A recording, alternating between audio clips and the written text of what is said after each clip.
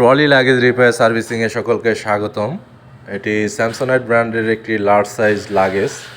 এটার চাকারগুলো টেম্পার চলে গেছে, রাবার লেয়ারগুলো খসে পড়েছে, তাই আমরা আজকে এটার 360 ডিগ্রি মুভিং চাকা সেট করব এবং অরিজিনাল চাকাগুলোই সেট করব যাতে টানার সময় কোনো শব্দ না হয়।